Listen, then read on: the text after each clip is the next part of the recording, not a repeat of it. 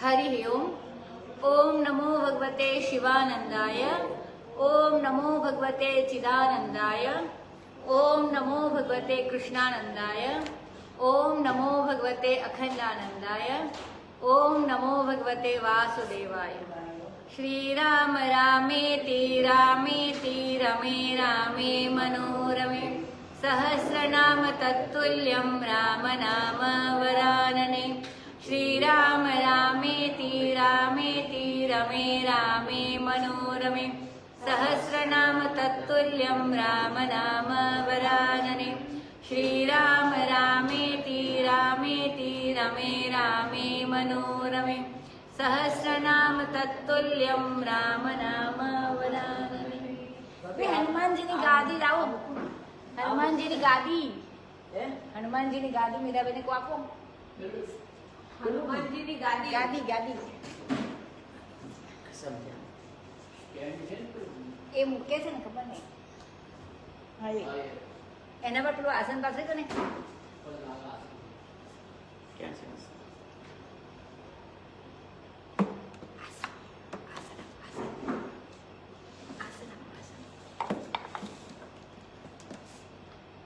આસન આસન હનુમાનજીનું આસન.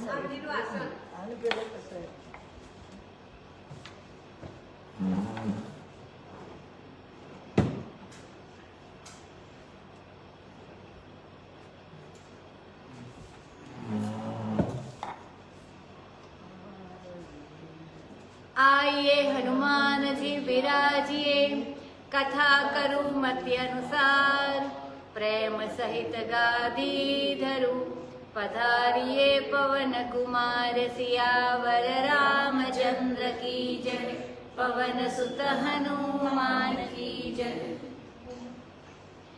रामचरितमानस स्वामी श्री अखंडानंद जी महाराज के प्रवचनों पर आधारित पुस्तक। अभी लंका कांड चल रहा है। लंका कांड में हमने कल देखा कि मेघनाद युद्ध करने आया है। कुंभकर्ण को मार दिया लक्ष्मण ने, तो इसके बाद अभी मेघनाद आया है युद्ध करने के लिए। तो अभी मेघनाद को भी वो उससे पहले राम जी को नागपाश से बांध लिया है, तो फिर नागपाश से छुड़ाने के लिए वो जामवंत होते हैं, वो नारद जी भी आए हुए। तो जामवंत उसको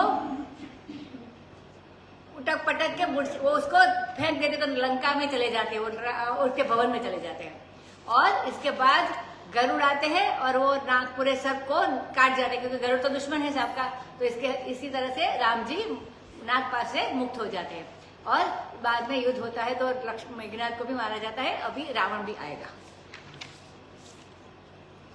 दोहा नंबर 76, इसके पहले की चौपाई।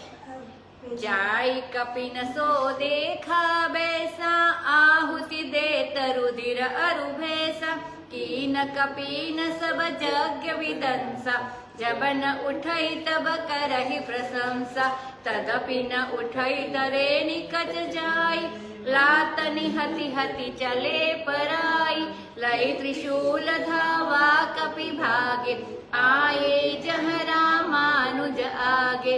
आवा परम क्रोध कर मारा, गर्ज घोर रव बारहि बार। कोपि मरुत सुत अंगद धाय, हति त्रिशूल उर धरनि गिराय। प्रभु कह छाड़े शिशूल प्रचंड, सरहति कृत अनंत जुग खंड। उठी बहोरी मारुति जुवराजा, हतहि कोपि तेहु धाउ न बाजा। फिरे वीर रिपु मरई न मारा, करि घोर चिकारा। आवत देखी क्रुद्ध जनु काला, लक्ष्मण छाड़े बिसीख कराला। देखे सियावत पवि समबाना, तुरत भयउ खल अंतर धाना। विविध वेश धरि करई लड़ाई, कबहु क प्रगट कबहु दुरि जाई। देखी अजय रिपु डर पेकीसा, परम क्रोध तब भयउ अहिसा। लक्ष्मण मन असमंत्र दृढ़ावा, एहि पापी मैं बहुत खिलावा। सुमिर कौशलाधीश प्रताप, सरसंधान कीन करिदापा। छाड़ा बाण माज उर लागा, मरति बार कपटु सब त्यागा। रामानुज कहु राम कह, अस कहि छाड़े सी प्राण। धन्य धन्य तव जननी कह अंगद हनुमान, सियावर रामचंद्र की जय, पवन सुत हनुमान की जय। अब जाकर बंदरों ने देखा कि मेघनाद बैठा हुआ है। मेघनाद अपने को बचाने के लिए कुछ अपावन सा यज्ञ करने को जा रहा है, कल हमने देखा था। तो यज्ञ को विध्वंस करने के लिए इनको भेजा है वानरों को। तो जब अब जाकर बंदरों ने देखा कि मेघनाद बैठा हुआ है और भैंसे और खून की आहुति दे रहा है, क्योंकि ये अपावन है, हमारे शास्त्रों की विधि में ऐसा नहीं होता है। तो बंदर ने उसके यज्ञ का विध्वंस कर दिया। लेकिन मेघनाद का निश्चय था कि चाहे कुछ भी हो जाए, हम अपना आसन नहीं छोड़ेंगे। आसन यदि हमारा सिद्ध रहेगा तो फिर दोबारा सामग्री तो मंगवा कर यज्ञ फिर से हम कर लेंगे। मतलब जब यज्ञ करने के लिए बैठे हो तो यदि यजमान यज्ञ से उठे नहीं तो यज्ञ का विध्वंस नहीं माना जाता है। मानी हमें को भी जब यज्ञ करते हैं तो बीच में से उठना नहीं चाहिए, आसन नहीं छोड़ना चाहिए। अब तो जब सब प्रशंसा करे कि देखो कितना सहनशील है, इतना मारने के बाद भी उठता नहीं है, कितना साधु है, ये तो बिल्कुल बाबाजी होने के लायक है, तो जो इतना मारने पर भी उठता नहीं है। जब न उठे तो जाकर सब बानरों ने उसके बाल पकड़ लिए और लात मार मार कर सब भाग जाए। और अब ऐसा हुआ तो उसकी सहन से बाहर हो गया। तो मानी सहन नहीं हुआ तो वो त्रिशूल लेकर दौड़ा और बंदर भागे। कहाँ गए? तो जहाँ पे लक्ष्मण जी थे वहां पे बंदर आ गए। अब परम क्रोध का मारा हुआ मेघनाद वहां आया। इसका अर्थ यह हुआ कि आदमी जब क्रोध करता है तो उसका क्रोध ही क्रोधी को मार डालता है। दूसरा कोई जो दुख देता है वो तो बाहर का होता है, लेकिन अपना गुस्सा ही अपने को बड़ा कष्ट देता है। तो वह घोर रव करके बड़ी बड़ी आवाज करके बारंबार गर्जना करने लगा। अब हनुमान जी और अंगद भी क्रोध करके इसके सामने दौड़े। सो उनको तो हनुमान जी और अंगद को तो मेघनाद ने त्रिशूल मारकर उसने धरती पर गिरा दिया। और फिर लक्ष्मण जी से प्रचंड युद्ध, उसने ऊपर प्रचंड शूल छोड़ा, मानी बाण छोड़ा। सो अनंत लक्ष्मण जी ने अपने बाण से मारकर उसके शूल को 2 टुकड़े कर दिए। इसी बीच में अंगद और हनुमान जी गिरे थे, वो फिर से उठ गए और वे जाकर जब मेघनाद को मारे तो उसको घाव न लगे। सो ये तो बड़े वीर है मेघनाद, बड़े भट्ट, बड़े अच्छे सैनिक है। अब वह और चित्कार करके दौड़ा लक्ष्मण की तरफ मेघनाद। अब लक्ष्मण ने देखा कि काल के समान दौड़ता हुआ क्रुद्ध होकर, क्रोधित होकर आ रहा है, तो बड़े कराल माने बड़े भयंकर बाण उन्होंने भी छोड़े। जब उसने देखा कि वज्र के समान बाण आ रहे हैं, मेघनाद ने देखा कि वज्र के समान बाण आ रहे हैं, तो वो खल माने कपटी तुरंत अंतर ध्यान हो गया। वो असुर था तो मायावी था तो सब कुछ कर सकता था, तो वो अंतर ध्यान हो गया। विविध वेश धारण करके लड़ाई करे, कभी प्रकट हो कभी छिप जाए। तो बंदरों ने देखा कि इस दुश्मन को जितना बड़ा मुश्किल है। तब लक्ष्मण जी को बड़ा भारी क्रोध आया और लक्ष्मण ने अपने मन में यह मंत्र दृढ़ किया कि इस पापी को मैंने बहुत खिलाया, मैंने इसके साथ बहुत खेल लिया। मैंने कौशलाधीश भगवान रामचंद्र के प्रताप का स्मरण करके उन्होंने बड़े वेग से अपने बाण को चलाया और उसने ऊपर की जाकर उसके हृदय के बीच में लग गया वो बाण। और मरते समय मेघनाद ने सारा कपट छोड़ दिया और मरते समय मतलब सारे कपट छोड़ दिया और अपने रूप में प्रकट हो गए। अब मरते समय कहने लगा मेघनाद कि रामानुज माने राम के अनुज माने लक्ष्मण कहाँ है, राम कहाँ है, ऐसा कहकर उसने प्राण छोड़ दिया। माने मुक्ति के समय जो बोलते हैं, गीता में भी है ना कि जो नाम बोलते हैं वो आपको मुक्त करता है। तो अब अंगद और हनुमान जी कहने लगे कि तुम्हारी माँ धन्य है, क्योंकि मरते समय तुमने लक्ष्मण और फिर राम का नाम निकला। तो जिसने ऐसा पुत्र जना तो हनुमान जी भी खुश हो गए। बिनु प्रयास हनुमान उठायो, लंका द्वार राखी पुनि आयो। तासु मरन सुनि सुर गंधर्वा, चढ़े विमान आए नभ सर्वा। बरसि सुमन दुंदुभि बजावहि, श्री रघुनाथ विमल जसु गावहि। जय अनंत जय जगदाधारा, तुम प्रभु सब देवन निस्तारा। स्तुति करि सुर सिद्ध सदाय, लक्ष्मण कृपा सिंधु बहि आए। सुत बत सुनाद सानन जबहि, मूर्छित भयउ परेउ महित बहि। मंदोदरी रुदन कर भारी, उरताड़न बहुभांति पुकारी, नगर लोग सब व्याकुल सोचा, सकल कहि दस कंधर पूजा। तब दस कंठ विविध विधि, समुझाई सर्व नारी, नस्वर रूप जगत सब, देखहु हृदय विचारी। सियावर रामचंद्र की जय, पवन सुत हनुमान की जय। श्री हनुमान जी ने बिना प्रयास के ही मेघनाद को उठा लिया।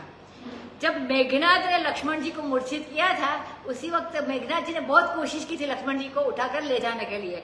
कई बार कोशिश की, लेकिन लक्ष्मण जी नहीं उठ पाए थे। पर हनुमान जी ने तो उसे फूल की तरह उठा लिया और ले जाकर के लंका के दरवाजे पर रखाए मेघनाद को। उन्होंने इस प्रकार रावण को उलाहना की दिया कि जब तुम लोग किसी वीर को घायल करते हो तो उसको उठाकर अपने लंका में ले जाने की कोशिश करते हो, और देखो हमने तुम्हारे वीर को घायल किया, लेकिन हम अपने आप आपके वहां सौंप दिए। मानी कि अगर आप चाहते हो कि तुम्हें कोई दवा दारू करवाना हो, सुसेन जो उनका वैद्य था उनको बुलाना है, या स्वर्ग में से धन्वंतरी को बुलाना है, तो कुछ भी दवा करने से अच्छा हो तो कर लो, हम लोग युद्ध से डरते नहीं। ऐसा भी कर दिया हनुमान जी ने। तो अब मेघनाद की मृत्यु सुनकर जितने देवता, जितने गंधर्व है, सब विमान पर चढ़कर आए और फूलों की वर्षा करने लगे, अपनी दुंदु भी बजावे और श्री राम के विमल यश का गान करे, और लक्ष्मण जी को कहे कि हे अनंत आपकी जय हो, आपकी जय हो। हे जगदाधार राम आपकी जय हो। हे प्रभु, आज तुमने सब देवताओं को बचा लिया, इसका निस्तार कर दिया, मेघनाद का निष्नाश कर दिया। जे ही न होई रण सन्मुख कोई, सुरपुर नित ही परावन होई। मेघनाद के सामने तो कोई आता ही नहीं था। आज राम जी को कहते आज आपने हमारी रक्षा कर दी। अब देवता और सिद्ध स्तुति करके चले गए और लक्ष्मण कृपा सिंधु भगवान के पास आए। जब रावण ने सुना कि हमारा बेटा मारा गया, तब तो वह मूर्छित होकर धरती पर गिर पड़ा। मंदोदरी माँ है तो भारी रुदन करने लगी, भांति भांति से पुकार कर अपनी छाती पीट रही है, और नगर के सब लोग भी व्याकुल हो गए हैं, शोक करने लगे। सब यही कहते थे कि यह दसकंधर, यह रावण नीच है, इसकी नीचता से ही सारा अनर्थ हमारे नगर में हो रहा है। क्योंकि बहुत लोगों ने समझाया था, लेकिन किसी का सुना नहीं उसने। अब समझाने वाला भी कोई नहीं था।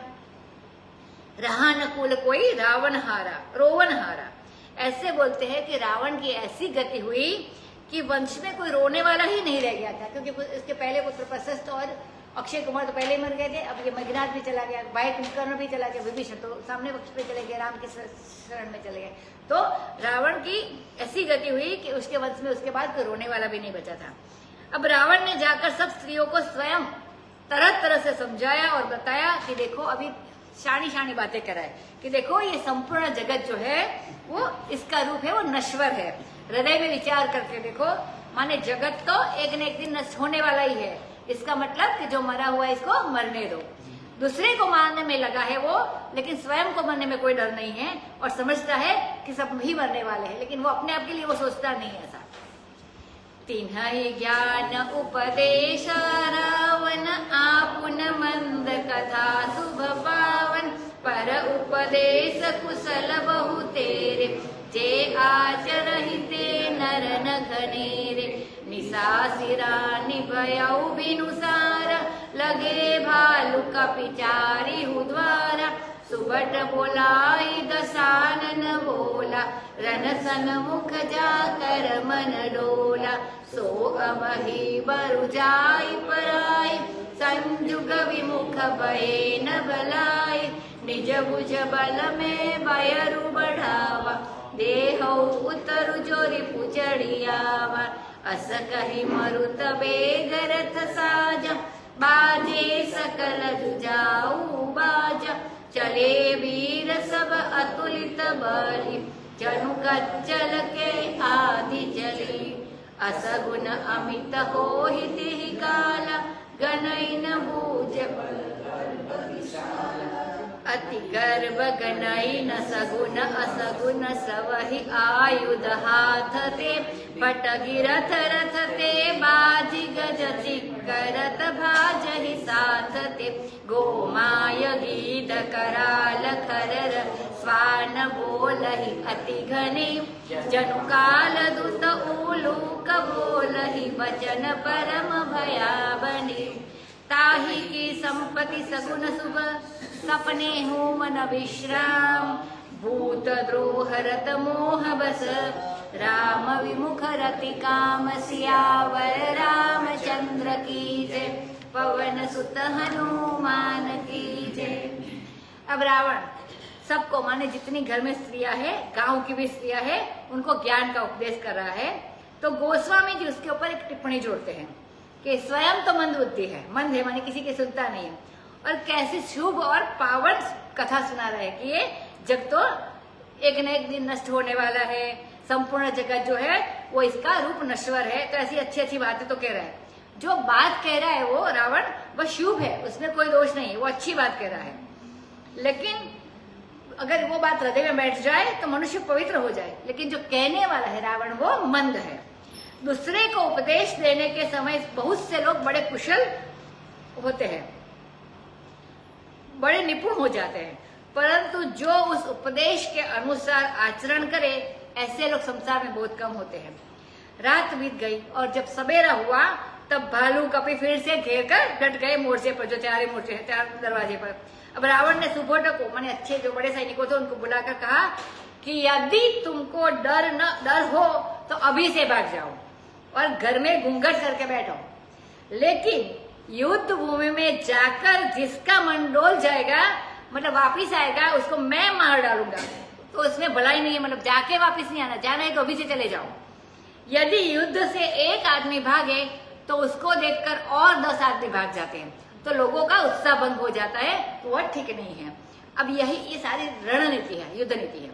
अब यह कहो कि युद्ध कैसे होगा, तो युद्ध ऐसे होगा कि मैंने रावण कहता है कि मैंने दूसरे के बल पर यह बैर नहीं बढ़ाया है, राम से अपने भुजबल से मैंने बैर बढ़ाया है, और जब दुश्मन चढ़ाया है तो मैं स्वयं उसका उत्तर देने में समर्थ हूं।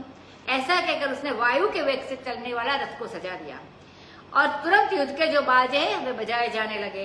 सबके सब वीर चले जो अतुलित बली, सारे उनके जो बड़े बड़े सुबट है वो सारे अतुलित बली है।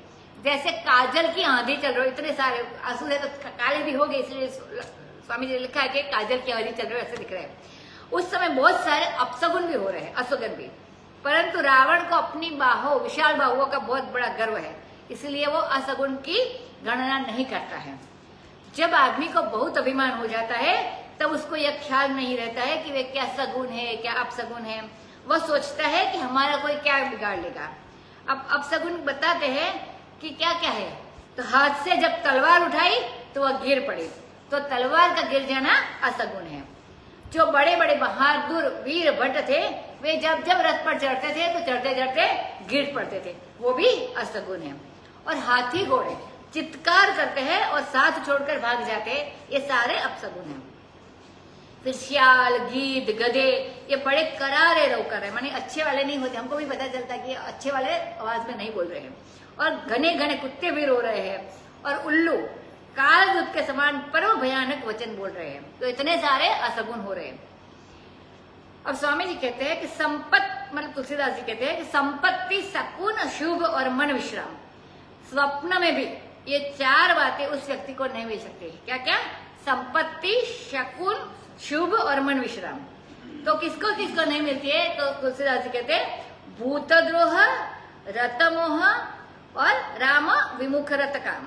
तो एक तो जो भूतद्रोह है, माने लोगों से जो वैर करता है, दुश्मनी जोड़ते हैं लोगों से, इसको नहीं होती है कभी ये प्राप्त 4 चीजें। फिर दूसरा कौन? तो दूसरा जो वो मोहवश है, मोह के अधीन हो, तो उसको भी ये 4 चीज प्राप्त नहीं होती है। और तीसरी बात कि जो राम विमुख है, ईश्वर से विमुख है, इससे कभी ये 4 चीज प्राप्त नहीं होती है, संपत्ति, शकुन, शुभ और मन विश्राम।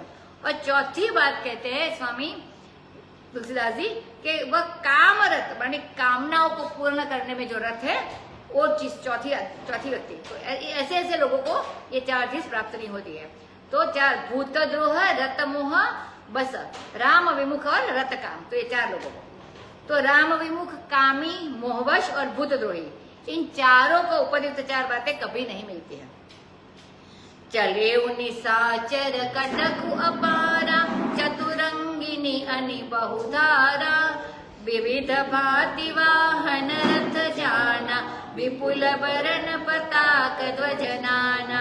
चजे मत्त गज दूत गणेरे, प्रावित जलद मरुत जनु प्रेरे। बरन बरन बिरदैत निकाया, समर सूर जानहि बहुमाया। अति विचित्र वाहिनी विराजी, बीर बसंत सेन जनु साजी। चलत कटक दिग सिंदूर रगहि, क्षुभित पयोधि कुधर डगमगहि। उठी रेणु रवि गयहु छपाई, मरुत थकित वसुधा अकुलाई। पवन निशान घोर रव बाजहि, प्रलय समय के धन जनु गाजहि। बेरी न फिरी बाज सनाई, मारु राग सुभट सुखदाई। के हरिनाद वीर सब करहि, निज निज बल पौरुष उच्चरहि। कहै दसानन सुनहु सुभट्टा, मर्दहु बालु कपिन के ठट्टा। हऊ मारी हऊ भूप दो भाई, अस कहि सन्मुख फोजर गाई। यह सुधि सकल कपिन छब पाई, धाय करी रघुवीर दोहाई। ताये विशाल कराल मरकट भालु काल समानते। मानहु सपच्छ उड़ाई, भूधर वृंदनाना बानते। नख दसन शैल महाद्रुमायुध, सबल संकन मानहि। जय राम रावण मत्त गज मृगराज, सुज सुब खानहि। दुहु दिशि जय जयकार करी, निज निज जोरी जानी। वीरे वीर इतरामहि, उतरावनहि बखानि। सियावर रामचंद्र की जय, पवन सुत हनुमान की जय। अब रावण के निशाचरों की अपार माने बहुत बड़ी सेना चल पड़ी। वह चतुरंगी सेना है। इसमें क्या क्या चतुरंगी में रथ भी है, घोड़े भी है, हाथी भी है और पैदल भी है, पग पैर से चलने वाले भी है। तरह तरह से मोर्चे बंदी करके व्यू करके सारे लोग चले। अब अनेक प्रकार के वाहन है, रथ है, यान है, विपुल वर्ण की बड़ी बड़ी पताकाएं होती है, वो लगाते हैं पताकाएं त्रिकोण त्रिकोण करके, तो वो पताकाएं भी है। छोटी छोटी झंडियां लगी हुई है और मत वाले गजों के अनेक झुंड चले, माने वर्षा ऋतु के बादल हवा की प्रेरणा से चल रहे हैं ऐसा लगता है। नाना प्रकार के बिरदावली से युक्त वीर लोग हैं। जब वो उत्साह बढ़ाना होता है तो ये बिरदावली करते हैं, उनके जो चारण लोग होते हैं, तो वैसी बिरदावली से युक्त ये सारे वीर लोग हैं, जो कि समर में बड़े सूर है, युद्ध में बड़े सूर है और बड़े बड़े माया के भी जानकर। असुर है तो मायावी भी है। अति विचित्र, अति अनोखी यह सेना शोभायमान हो रही है, मानो वीर वसंत ने काम की मदद करने के लिए कोई ऐसी सेना सजाई हो। और उस समय सेना चलती है तो सिंदूर गाड़ रहा थी, माने जो दिग्गज है वह डगमगा जाते हैं, चारों ओर की दिशाओं के जो दिग्गज होते वो, और समुद्र क्षुब्ध हो जाते हैं और पहाड़ डगमगाने लगते हैं। इतनी बड़ी सेना है। इतनी सेना चलती है तो ऐसी धूल उठी कि सूर्य तक छिप गया, वायु बंद हो गई और धरती भी अकुला गई। पवन, निशान, निशान माने नगाड़ा जो बजते हैं वो, तो पवन, निशान, ये सब घोर रव के साथ बजते हैं, भयंकर आवाज के साथ बजते हैं, मानो प्रलय के समय मेघराज मेघ गर्जना कर रहा है। बेरी, नफीरी, सेना, ये सारे बाजे हैं जो युद्ध के समय बजाए जाते हैं। तो ये बज रही है और मारू राग बज रहा है, जिसको सुनकर वीरों को मन में जोश आ जाता है। सभी वीर सिंहनाद करते हैं और अपने अपने बल और पौरुष का उच्चारण करते हैं। रावण ने कहा कि सुभटो सुनो, भालू और कपी के जो ठट है, माने जो समूह है, झुंड है, उनका मर्दन करो, माने इसको कुचल दो, उनको रगड़ दो। और मैं जाकर इन दो भूप भाइयों को देखता हूँ। वो रावण कभी राम नाम का उच्चारण नहीं करता, राम लक्ष्मण कभी नहीं बोलता है। पहले तपस्वी कहता है और अब ये भूप कहता है। तो रावण संप्रदाय के जो लोग होते हैं वो भी उनके मुख में भी राम नाम नहीं आता है, और ये रावण भी कभी नहीं बोलता है राम का नाम। तो हमेशा पहले तपस्वी करके बुलाता था, अभी देखा कि बहुत बड़े बलवान है तो ये अभी भूप कहता है। तो ये रावण संप्रदाय के जो लोग होते हैं उनके मुख में भी राम नाम नहीं आता है। यहाँ तक कि जिन स्थानों के नाम रामनगर या रामपुर या रामनाथपुरम इत्यादि होते हैं, तो जो रावणपंथी है, हमें तो पता नहीं कैसे रावण के पंथी भी लोग भी होते होंगे, तो ये जो रावणपंथी है वो रामनगर की जगह नामनगर बोलते हैं, रामपुर की जगह नामपुर बोलते हैं, ऐसे बोलते हैं। तो राम की जगह वो लोग नाम बोलते हैं। ये पाप का प्रभाव है कि उनके मुख में राम शब्द नहीं आता है। तो रावण ने भी यहाँ पर राजा कहा, पहले तपस्वी कहता था, तपस्वी माने तपस्वी, अब भूप कह रहा है, तो नाम बदल दिया उसने, क्योंकि इन्होंने इतना प्रभाव दिखाया, राम और लक्ष्मण ने इतनी सेना का संहार किया कि अब वो तपस्वी नहीं बोलता है और अभी भूप करके बोलता है। और ऐसा कर कर उसने अपनी फौज रगाई का कहना अर्थ है कि फौज से ये कह दिया कि ऐसे ढंग से तुम लोग चलो कि दुश्मन को भी पता नहीं चले। हमने बॉर्डर पर देखा है सैनिकों के सोते सोते जाते तो आवाज नहीं आती, किसी को पता नहीं चलता कि ये लोग युद्ध करने आक्रमण करने आ रहे, तो ऐसे अच्छे से शांति से चले जाओ तो दुश्मन को पता भी न चले कि रावण की फौज हमारे ऊपर चढ़ रही है।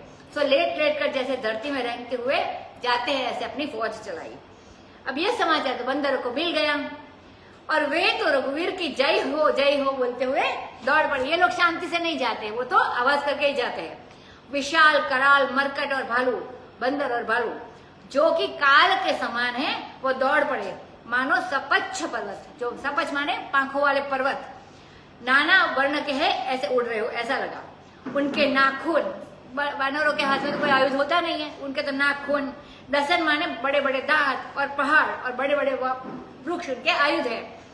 तो किसी के मन में कोई शंका नहीं है और रामचंद्र भगवान की जय जयकार बनाते हैं और रामचंद्र भगवान की जय हो जय हो।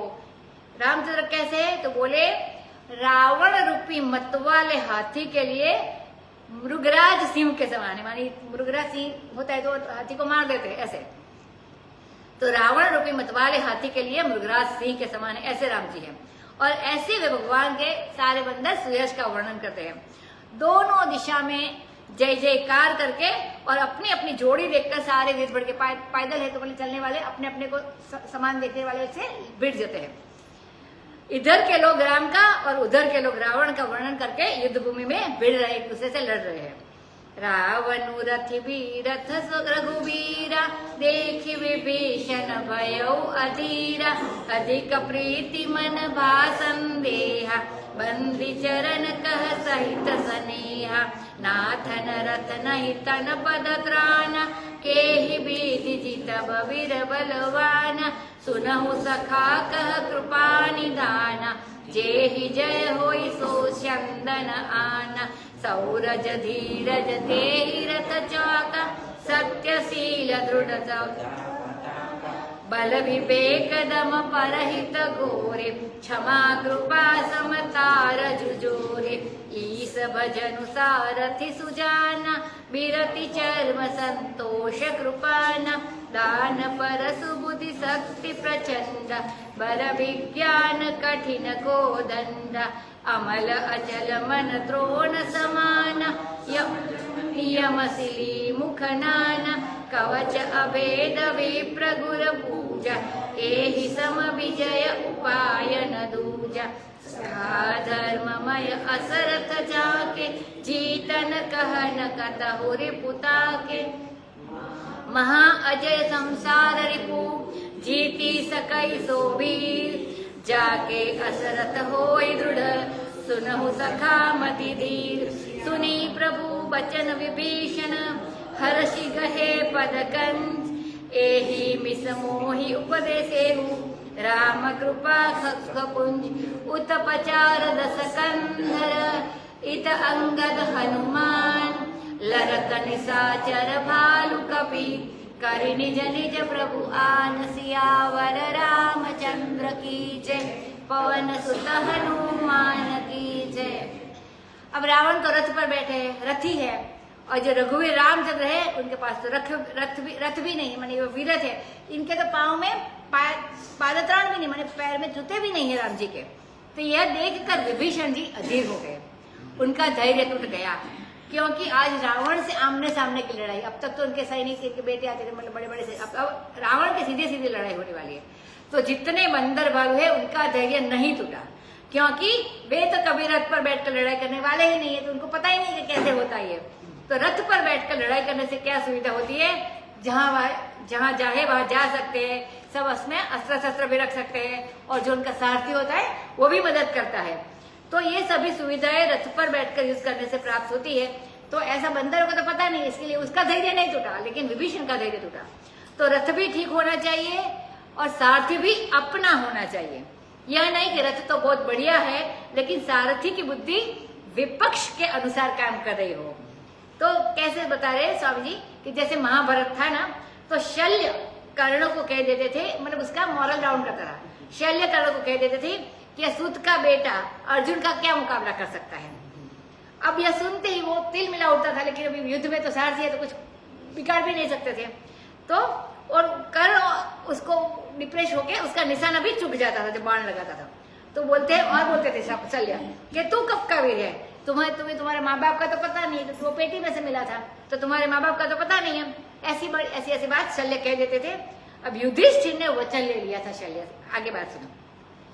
शल्य पहले जा रहे थे युधिष्ठिर के पक्ष में से लड़ने के लिए, लेकिन दुर्योधन ने उसका स्वागत सत्कार करके उनको पता ही नहीं चला और अपने पक्ष में कर लिया शल्य को। वो दोनों के मामा थे, मतलब शल्य, तो किधर से युद्ध करे, लेकिन अंत में दुर्योधन ने उसको पटा लिया। अब अंत में कर्ण ने कहा कि शल्य हमारे सारथी बने तो हम अच्छा युद्ध कर सकते हैं, उनको भरोसा था। लेकिन युधिष्ठिर ने शल्य से यह वचन ले लिया था उस समय कि युद्ध भूमि में वे ऐसी बात बोल दिया करेंगे जिससे कर्ण का तेजोवध हो जाए, उसके तेजस की मृत्यु हो जाए। तो ये बात युद्ध भूमि में वैसे तो अनुचित है, लेकिन युद्ध में बोलते everything is fair in love and war, तो ऐसा ही हुआ। तो युद्ध में ऐसा किया, अनुचित था, फिर भी लक्ष्मण युधिष्ठिर ने किया।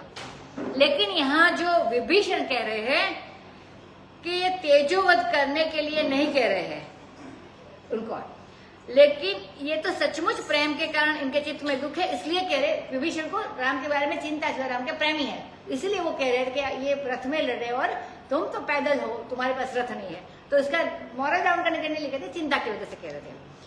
अब कृपा निधान भगवान बोलते हैं सुना हो सखा, अब विभीषण को सखा बोलते हैं। तुम तो हमारे हितकारी हो, मित्र हो, जिससे जय होता है, और वह स्यंदन दूसरा है। स्यंदन माने रथ, जिससे एक जगह से दूसरी जगह ले जाया जाए, उसका नाम स्यंदन होता है। तो जिससे जीत होती है वह स्यंदन दूसरा है, माने तुम सखा हो मेरे, वो मेरे रथ, ऐसा बताते हैं राम जी। रथ में क्या होता है, तो चक्र होते हैं, चक्का माने पहिया, जो घूमते रहते हैं। तो जीत के लिए शौर्य और धैर्य है। तो इनके पास जो रथ के चक्र है, लेकिन मेरे पास शौर्य है और धैर्य है। तो कंपैरिजन कर रहे, तुलना कर रहे राम जी, बता रहे उसको कंसोल कर रहे, समाधान दे रहे उसका। शूरता, तो शूरता माने दूसरे को जीत सके इतना बल होना चाहिए, और धीरज माने दूसरे के किए हुए प्रहार को बिना व्याकुल को सह सके, क्योंकि युद्ध भूमि में कभी आक्रमण भी करना पड़ता है और कभी पराये के आक्रमण से बचकर भी रहना पड़ता है और इसके सहन भी करना पड़ता है, दोनों ओर से होता है। तो अगर दोनों शक्ति न हो, तो में शौर्य भी ना हो और धैर्य भी ना हो, तो युद्ध भूमि में विजय रथ धर्म रथ का चलना ही बंद हो जाए। तो सौरज और धीरज, तो दोनों में रथ शब्द का प्रयोग किया, क्योंकि रथ का पहिया रज में चलता है, माने धूल में चलता है और धरती पर चलता है। अब आगे बताए कि ये कपड़े के जो झंडे लगाए रथ में, ये तो बाण से काटकर भी गिराए जा सकते हैं, लेकिन युद्ध भूमि में सत्य और शील चाहिए। आगे बताया शौर्य और धैर्य चाहिए, और यहाँ आगे बताया पताका रूपी सत्य और शील चाहिए, क्योंकि सत्य और शील की पताका कभी कोई काट नहीं सकता। पताका कपड़े की होती है वो तो काट सकता है, कागज की होती है तो, लेकिन जो सत्य और शील की पताका कोई काट नहीं सकता। वह संसार में हमेशा लहराती रहती है, फहराती रहती है। और रथ में जो 4 घोड़े होते हैं, तो उनको बोले बल, विवेक, दम माने इंद्रियों का संयम, और परहित माने दूसरों की भलाई। तो इसके साथ तुलना किया। ये घोड़े युद्ध भूमि में कभी मारे नहीं जा सकते। ये 4 बल, जो रथ के घोड़े तो मारे जा सकते हैं, लेकिन ये जो बल, विवेक, दम और परहित, ये घोड़े को कभी कोई नहीं मार सकता है। नहीं तो युद्ध भूमि में लोग घोड़ों को मार देते हैं। और बल माने प्राणों का बल, अपने बल पे कोई लड़ सकता है। विवेक होते है बुद्धि में, और दम होता है इंद्रियों में, और परहित चरित्र में होता है। तो चरित्र से ऐसा करना जिससे दूसरों का भला हो, दूसरे का हित हो, और अपनी इंद्रियों को हमेशा संयम में रखना, बुद्धि विवेक को कभी नहीं छोड़े, और शरीर प्राण में बल होवे। तो क्षमा, कृपा, समता, ये जो रज्जु है, जो घोड़े को पकड़ने वाली रज्जु है, तो ये राम जी ने कहा वो घोड़े की रज्जु होती है पकड़ने की, वैसे ये क्षमा, कृपा और समता ये रज्जु है, त्रिगुणित रस्सी है। ईश्वर का भजन और सुजान सारथी है। दूसरे सारथी को तो कोई भी मार सकते हैं, लेकिन जो ईश्वर का भजन और सुजान है, वो ईश्वर का भजन करते हैं, वो सुजान सारथी यानी अच्छा सारथी है। दूसरे सारथी को तो कोई मार सकता है, पर भगवान का भजन बिल्कुल ठीक रास्ते पर आदमी को ले जाता है। वीरति माने वैराग्य की ढाल है। ये सारे राम जी के पास है, वो बता रहे हैं। तो इनके पास तो ढाल है, लेकिन राम जी के पास वैराग्य की ढाल है। और संतोष की कृपाण है। कृपाण माने तलवार जो सिख लोग रखते हैं, कृपाण, और ज्यादा लंबी हो तो उसको तलवार भी बोलते हैं। और इसमें भी जो दो धारी होती है तो उसको खड्ग बोलते हैं। तो ये तो पास के शत्रु को मारते हैं। और फरसा थोड़ी और दूर तक मार सकता है, उसको फेंकते हैं तो उसको मारते। तो सारे सब आयुध की बात कर रहे हैं। अब बुद्धि प्रचंड शक्ति है। और वर विज्ञान कठिन कोदंड जो माने धनुष है, उसी से यह निशाना लगता है। और अमर अचल जो मन है, यह तुणिर माने निशंग के समान। निशंग यानी तुणिर, जिसमें बाण रखते हैं, उसको बाथा जिसमें गुजराती में बोलते हैं, तो इसके समान है। अब आगे बोलते हैं कि सम जम नियम मानी 10 नियम 10 यम, या तो 5 यम और 5 नियम, ये सब विविध प्रकार के होने से श्रीमुख माने बाण के समान है। इन सब के बाद भी क्या चाहिए? कवच चाहिए अपने को बचाने के लिए, क्योंकि दूसरा आक्रमण करे तो क्या करे? तो ब्राह्मण और गुरु की जो पूजा है वो अभेद विप्र गुरु पूजा, ये अभेद्य कवच है। तो राम जी ये सब करते हैं और इनके पास ये सारी चीजें हैं। इसके समान विजय का दूसरा कोई उपाय नहीं है। श्री रामचंद्र भगवान ने सखा से ही प्रारंभ किया था और फिर बोलते हैं, हे सखा, ऐसा धर्ममय रथ जिसके पास है, ये जो राम जी ने वर्णन किया वो सारा धर्ममय रथ है और वो भौतिक रथ था उनके पास। तो ऐसा जो धर्ममय रथ उनके पास है, जितने के लिए उसको कहीं भी शत्रु नहीं है, अर्थात सब शत्रु उसके हार जाते। ये इनके कोई मारे जीत नहीं सकते, तो ऐसे शत्रु है, ऐसे राम जी है। तो ऐसा दृढ़ रथ जिसके पास हुए वो संसार के शत्रु को जीत ले, ये बात ही क्या। अब वह वीर तो महा अजय संसार के शत्रु को भी जीत सकता है, ऐसा जिसके पास है वो। जिसके पास ऐसा दृढ़ रथ है, ऐसे भगवान श्री रामचंद्र जी ने विभीषण को संबोधन करके कहा कि हे मति धीर सखा, तुम सुन लो। फिर से सखा किया, 3 बार कह दिया, यानी एक दोहे के अंदर 3 बार विभीषण को सखा कह दिया। एक क्रियो भवेन मित्रम सम प्राण सखा स्मृतः। एक काम में 2 आदमी साथ साथ कंधा भिड़ाकर लग जाए तो उनको मित्र कहते हैं।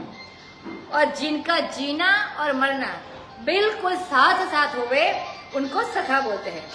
समान ख्याति बड़े पैदा हुए साथ, मरे भी साथ। तो हमारा और तुम्हारा जीवन तो बिल्कुल साथ साथ है। राम जी विभीषण को कहते हैं, तो तुम घबराओ मत, हम दोनों जिंदा रहेंगे, माने मैं भी जिंदा रहूंगा और तुम जिंदा रहेंगे। अब विभीषण ने जब प्रभु का वचन सुना तो हर्षित होकर भगवान के चरणारविंद को पकड़ लिया और बोले कि इसी बहाने कृपा और सुख के पुंज भगवान राम ने मुझे उपदेश दिया। और उधर 10 कंदर प्रचार रहा है, इधर अंगद हनुमान प्रचार रहे हैं, बालू कपि और निशाचर आपस में लड़ रहे हैं और सब अपने अपने प्रभु की दुहाई फेर रहे हैं।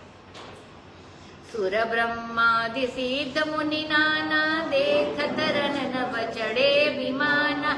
हमहु उमा रहे तेहि संगा, देखत राम चरित रन रंगा। सुपट समर रस दूदिसी माते, कपि जयशील राम बलताते। एक एक सन बिरहि पचारहि, एक न एक मर्दि महि पारहि। मारहि काटहि दरहि पछारहि, शीस तोरि सन सन मारहि। उदर बिदारहि भुजा उपारहि, गहि पद अवनि पटकि बट डारहि। निशिचर भट महि गाढ़हि बालू, उपर ढारि देहि बहु बालू।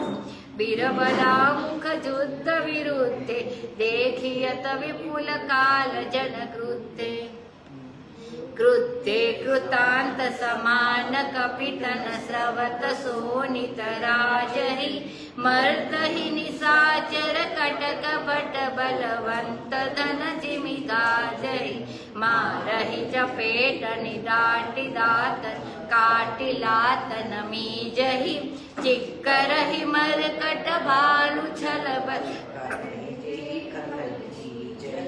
धरि गाल फारहि उर बिदारहि गल अंतावरि मेलहि प्रह्लाद पति जनु विविध तनु धरि समर अंगन खेलहि धरु मारु काटु पछारु घोर गिर गगन महि भरी रही जय राम जो तृण ते कुलिस ते कर तृण सही निज दल विचलित देखेसी 20 भुजा 10 चाप रथ चढ़ी चले दसानन फिरहु करिदाप सियावर रामचंद्र की जय पवन सुत हनुमान की जय।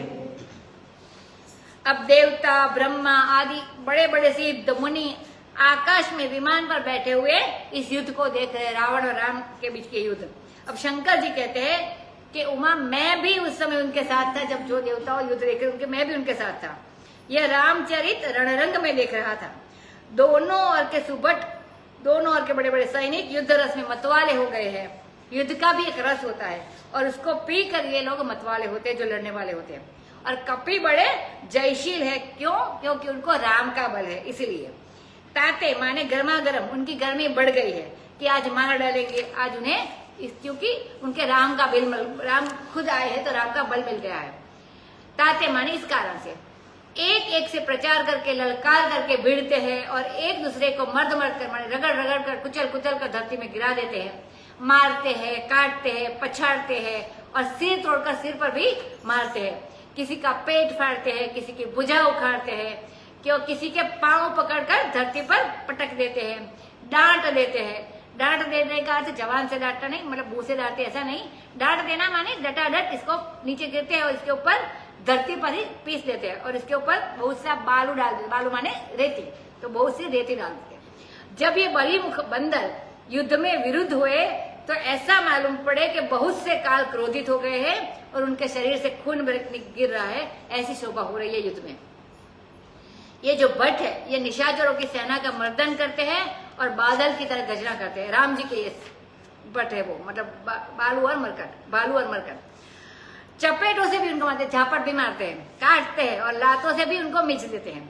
मरकट भालू चिल्लाते हैं, कटकटाते हैं और छल और बल करके ऐसा काम करते हैं जिससे इन निशाचरों का अंत हो जाए। पकड़कर गाल फाड़ देते हैं, उनकी आंतें निकाल कर अपने गले में डाल देते हैं, विविध शरीर धारण करके और समर के आंगन में खेल रहे हो।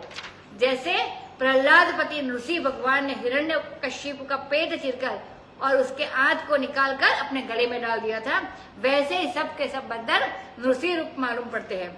डरो, मारो, काटो, पछाड़ो, इस प्रकार की घोर वाणी धरती और आकाश में हो रही है। रामचंद्र भगवान की जय हो। कैसे रामचंद्र? जो तृण को वज्र बना दे, तृण माने घास तना तृण, उनको वज्र समान बना देते हैं। माने जो तृण के समान बंदर है उनको वज्र के समान कठोर बना रहे हैं, और जो पुलिस वज्र के समान निशाचर है वो पहले से ही तृण के समान हल्के हो रहे, माने वो तुरंत में उड़ जाए वैसे बना रहे। तो धन्य है भगवान राम की लीला। अब जब रावण ने देखा कि हमारा दल विचलित हो रहा है तो अपनी 20 भुजा, उनके तो 10 हाथ है, 20 हाथ है, तो 20 भुजाओं पर 10 धनुष धारण कर लिए और रथ पर चढ़कर आगे बढ़ा और फिर बड़े जोर से दर्प करके माने अभिमान करके लौटो करके राक्षसों को फिर से लौटाया। जो राक्षस भागकर पीछे हट करे थे उनको वापस लौटाया कि आप आगे जाओ।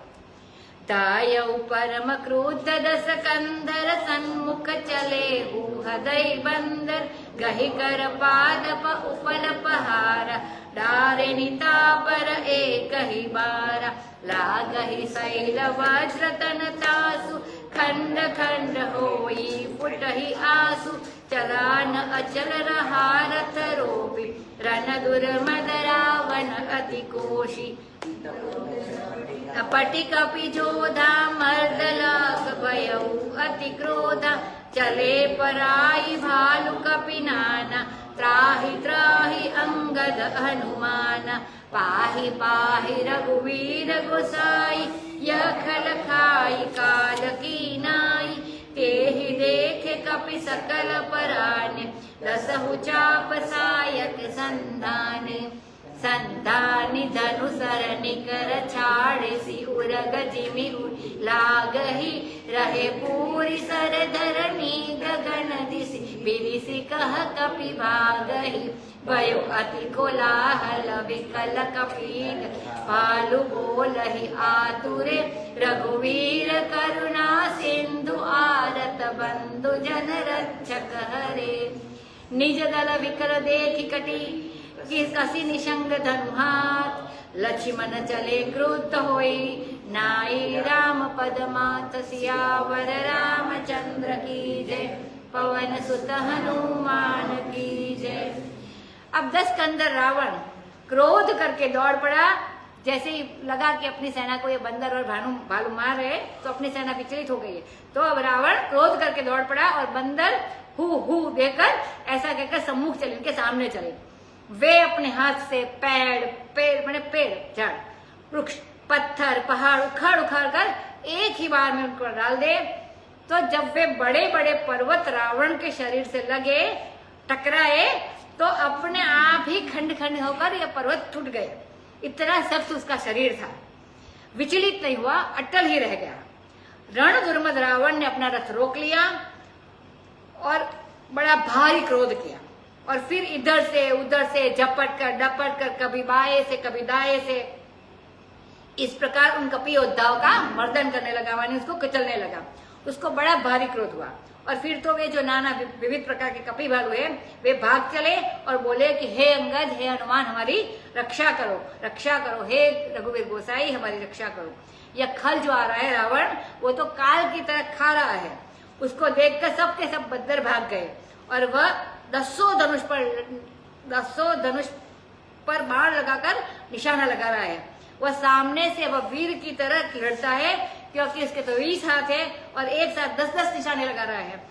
और इस प्रकार धनुष का संधान करके उसने बहुत बाण छोड़े और जैसे सांप उड़े वैसे उनके बाण उड़ कर सबको लग रहे हैं। उड़ग माने सांप, तो धरती आकाश दिशा विदिशा सभी जगह बाणों से भर गई। बंदरों को भागने के लिए जगह ही नहीं रही कि कहाँ भागे। कपिदल में बड़ा भारी कोलाहल हुआ, सबके सब विकल हो गए और आतुर होकर बोलने लगे कि हे रघुवीर, हे करुणा सिंधु, हे आरत बंधु, हे जग रक्षक, हमारी रक्षा करो।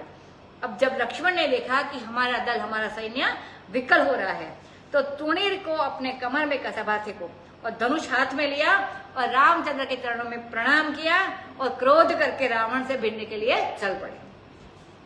रेखल कामा रसि कपि भालु मोहि बिलो कुतोर में कालू खोजत रहे तो ही सुत घाती आज निपाति जड़ छाती अस कही छाड़े सिबान प्रचंड लक्ष्मण किए सकल सतखंड कोटिन आयुध रावण डारे तिल प्रवान करि कोटि निवारे पुनि निज बानन कीन प्रहारा स्यंतनु भंजि सारथी मारा सत सत सर मारे 10 भाला गिरि सुगन्न जनु प्रभिसहि व्याला पुनि सत सर मारा उर माहि परे उधरनि तल सुति कछु नाही उठा प्रबल पुनि मूर्छा जागी छाड़िसि ब्रह्म दीनि जो सांगी सो ब्रह्मदत्त प्रचंड शक्ति अनंत उर लागी सही पर्यो वीर विकल उठाव 10 मुख अतुल बल महिमा रही ब्रह्मांड भवन विराज जाके एक सिरज मिरज कनी तेजह उठावन मूढ़ रावण जान नहीं त्रिभुवन धनी देखी पवन सुसधायौ बोलत वचन कठोर आवत कपि हन्योत्यहि मुष्टि प्रहार प्रघोर सियावर रामचंद्र की जय पवन सुत हनुमान की जय। अब लक्ष्मण ने रावण को ललकारा कि अरे दुष्ट, इन बंदर और भालुओं को क्यों मार रहा है? मेरी ओर देख, तेरा काल तो मैं हूँ।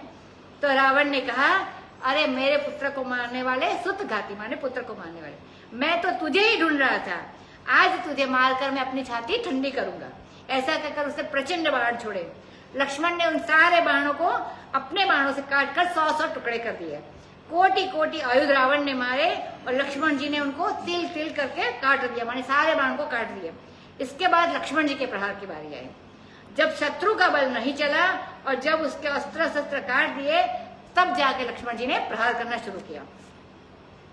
लक्ष्मण ने पहले तो उसके रथ को नष्ट कर दिया, सारथी को मार दिया और 10 सिर में 100 बाण मारे।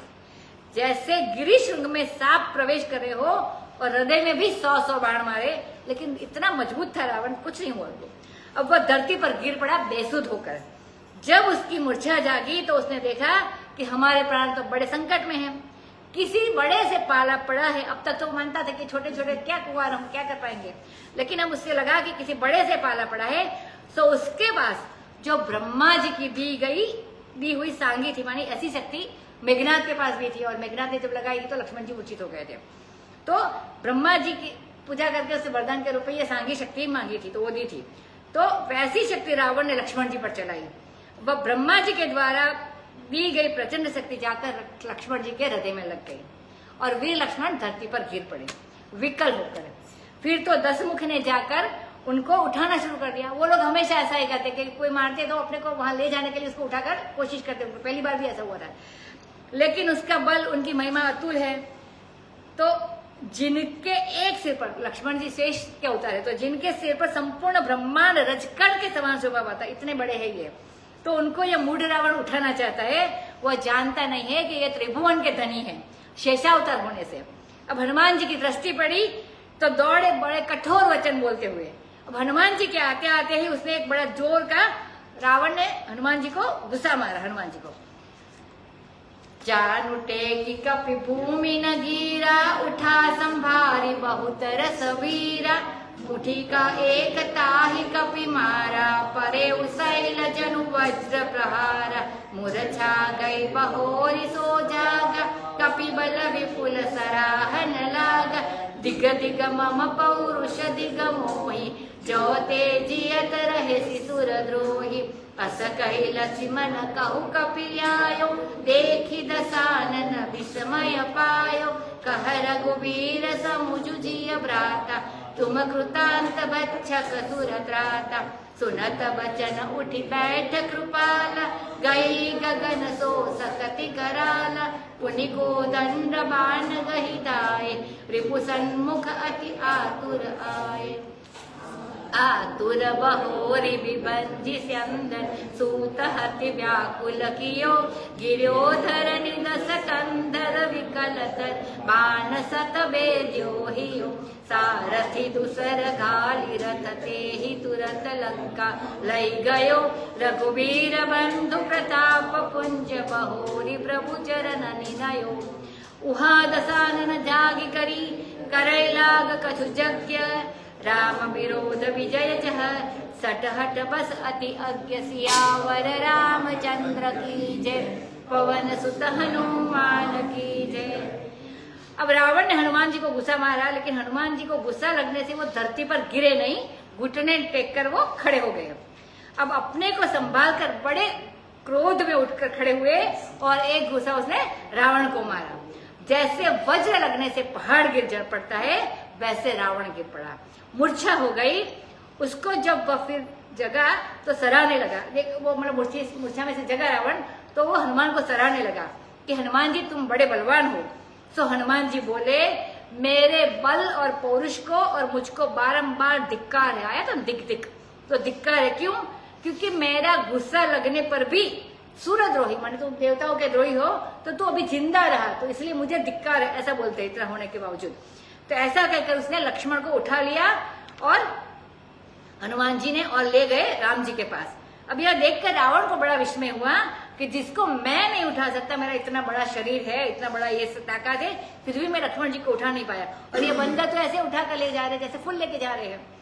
अब रामचंद्र जी ने जब देखा कि लक्ष्मण जी मूर्छित हो गए हैं, तो बोले, भाई अपने दिल में कुछ समझो, तुम राक्षस के मारे बेहोश होने वाले में से तुम नहीं हो, तुम तो कृतांत भक्षक हो, माने काल को भी खा जाने वाले हो और देवताओं के रक्षक हो। तो ये इतने सारे राम जी ने वचन कहे, तो वचन सुनते ही कृपालु लक्ष्मण उठकर बैठ गए।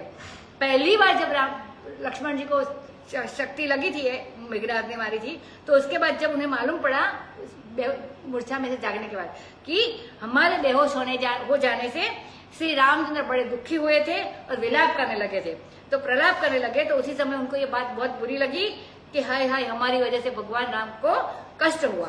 तो अब की बार मतलब अब जब मूर्छा हुई तो ज्यों भगवान ने कहा कि लक्ष्मण उठ जाओ, उठ बैठो, तो त्यों ही लक्ष्मण जी उठ बैठे और ये विकराल शक्ति उनके जो शरीर में लगी थी वो निकलकर आकाश में भाग गई। फिर उन्होंने तुरंत धनुष्मान उठाया और दौड़ पड़े। क्यों दौड़े? क्योंकि रावण यदि इस समय बीच में लौट जाएगा और हमको घायल करके मूर्छित करके वो लौट जाएगा अपने छावनी में, तो जीत आज उसी के नाम की होगी, उसी की मानी जाएगी। इसीलिए उसको घायल करके बेचना चाहिए। तो इसलिए वो तुरंत उठ के दौड़े।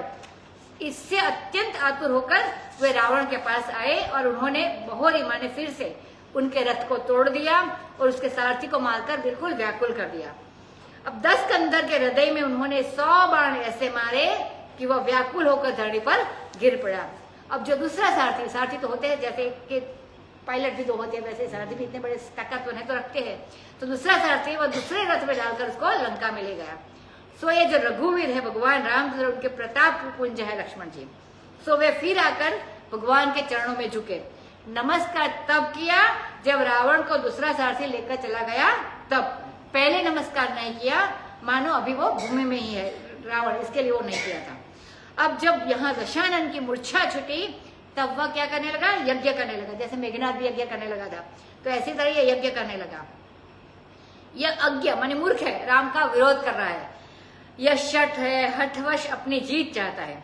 राम के विरोध में किसी का कुशल नहीं, किसी का कल्याण नहीं। जो राम का विरोध करता है उसका कभी कल्याण नहीं होता, कुशल नहीं होता, किसी की जीत भी नहीं होती है।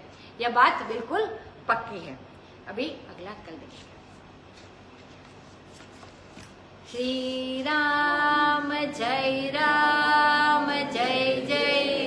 राम, ओम श्री राम जय जय राम, श्री राम जय जय राम, श्री राम जय जय राम, श्री राम जय